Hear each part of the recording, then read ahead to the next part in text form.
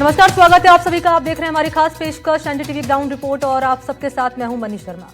Ramgarh Vishdhari tiger reserve में सब तैयार है, जंगल भी तैयार है, बाघ भी तैयार है, लेकिन युवा बाघ RVT7 पिछले 300 दिनों से कैद है।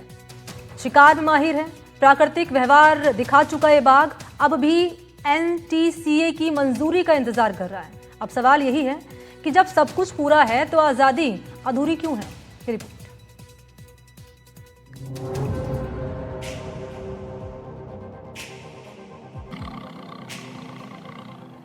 रामगढ़ विषधारी टाइगर रिजर्व राजस्थान का चौथा और देश का 52वां टाइगर रिजर्व।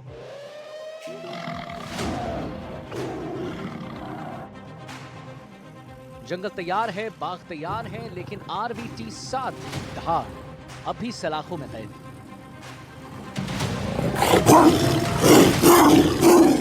सवाल यही है कि जब सब कुछ पूरा है तो आजादी क्यों अधूरी है?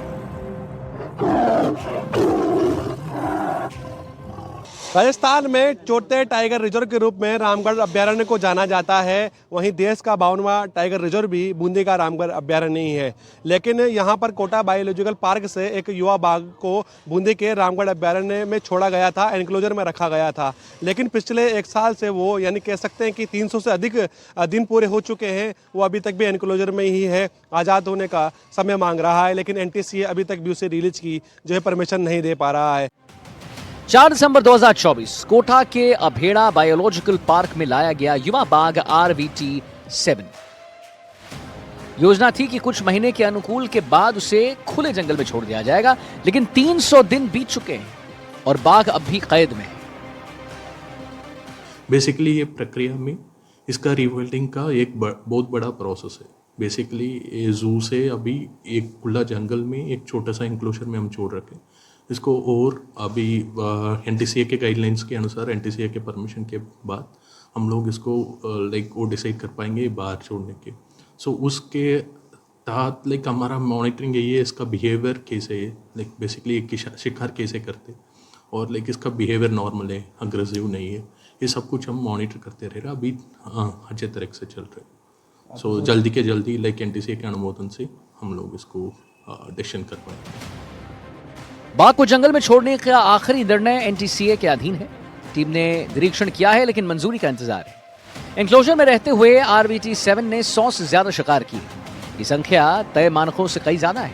विशेषज्ञों का कहना है कि ये बाघ सभी प्रोटोकॉल पूरे कर चुका है। जो रामगढ़ टाइगर रिजर्व जो अपने देश का 52वां टाइगर रिजर्व है, प्रदेश का चौथा टाइगर रिजर्व है, पिछले 1 वर्ष से पहले अबेड़ा बायोलॉजिकल पार्क कोटा से यहाँ एक नरशावक लाया गया था और उस NTCA के नियमों के अनुसार उसके पूरे 40 शिकार भी हो चुके हैं, लेकिन अभी तक उस बाघ को एनक्लोजर से बाहर नहीं निकाला गया है। जबकि हमारे यहाँ रामगढ़ टाइगर रिजर्व में 5 बाघिन है और उन पे मात्र 1 बाघ जो है वो बाहर घूम रहा है। उनके हिसाब से कम 2 या 3 जो नर बाघ हैं उनकी संख्या भी होनी चाहिए, लेकिन उसको अभी तक भी NTCA परमिशन नहीं दे रहा है और उसको अंदर एनक्लोजर में बंद कर रखा है। तो जल्द से जल्द उस एनक्लोजर से उसको बाहर निकाला जाना चाहिए। NTCA की गाइडलाइंस के मुताबिक 40 से 50 शिकार जरूरी होते हैं। RVT7 ने 100 से ज्यादा शिकार किए। अब उसे जंगल में छोड़ा जाना चाहिए। हाल ही में एक वीडियो वायरल हुआ। बाघिन एनक्लोजर के पास आए, RVT7 तुरंत उसकी ओर दौड़ा।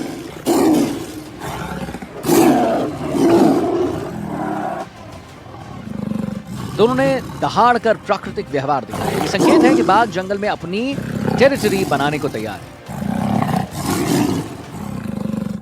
NTPC से बाहर निकलना चाहिए कि उसने 40 शिकार कर चुका है।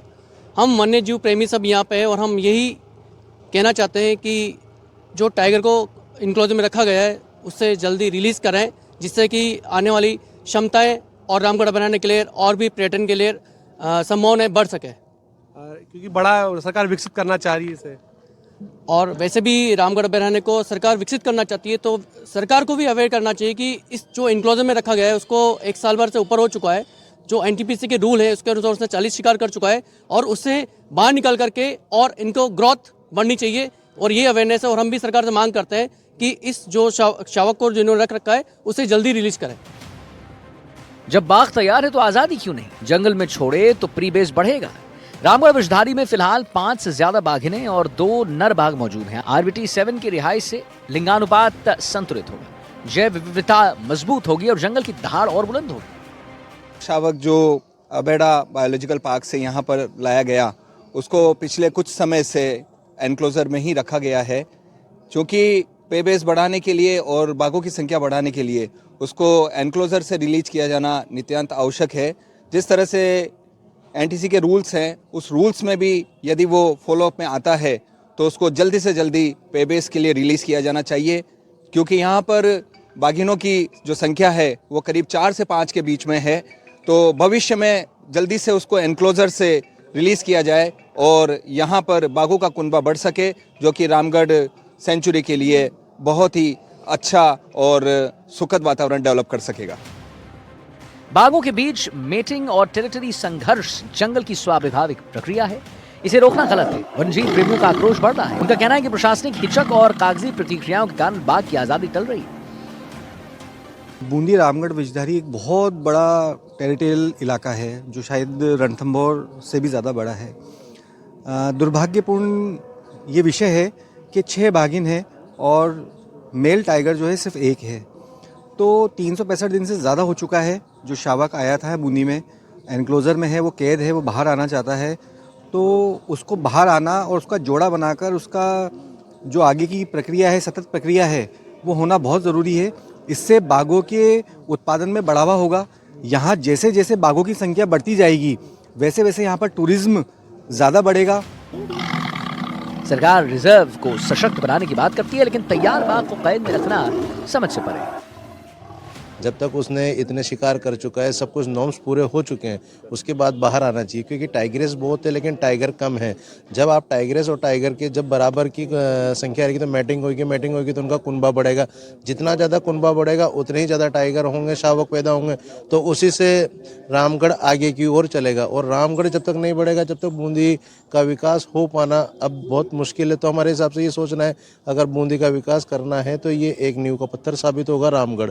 तो इसको शावक को बाहर निकालें जब वो अपने पूरे नियम फॉलो हो चुके हैं, जो गाइडलाइन एनटीसीपी के गाइडलाइन के अकॉर्डिंग, तो उसको बाहर निकालना चाहिए। आरबीटी 7 को छोड़ा जाए तो पर्यटन भी बढ़ेगा और संरक्षण को भी लाभ मिलेगा। रामगढ़ विषधारी का प्राकृतिक वातावरण, मेज नदी की खूबसूरत वादियां, 150 गुफाएं बाघों के लिए आदर्श आवास है।